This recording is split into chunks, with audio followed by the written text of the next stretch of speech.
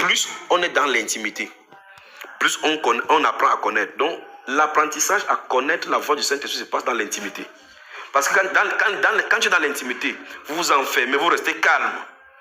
Vous allez commencer à voir la différence entre votre pensée, la voix de votre pensée et la voix du Saint-Esprit. Comprenez? Très bien. Et puis, vous restez juste là.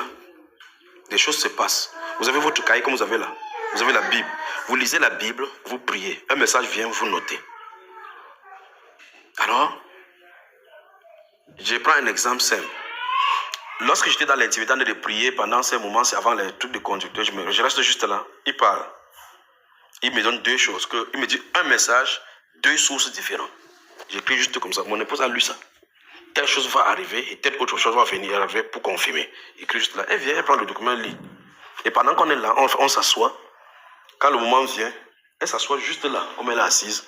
Une personne se lève, il dit la chose. Elle se tourne, elle me regarde. Mais la personne qui se tourne pour parler le message n'est pas au courant que Dieu m'a dit qu'une personne viendra faire des choses. J'observe seulement la personne parler, j'observe mon épouse. Elle dit oui, donc ça fait un. Quand elle finit, l'autre se lève là-bas, il parle. Quand celui-ci parle, il ne sait pas que le Saint-Esprit avait fait le Congo ça. Vous comprenez ça, frère? Donc, je sais maintenant, quand il part dans l'intimité, je me prépare. Et quand tu prends ton cahier et ton crayon, big vert, big rouge, big noir, le crayon, il sait que tu t'attends au message. Tu n'as pas venu de lui dire que Saint-Esprit, tu es où? Sache que j'ai le cahier, voici le crayon. Quand tu prends, il sait que voici quelqu'un de sérieux.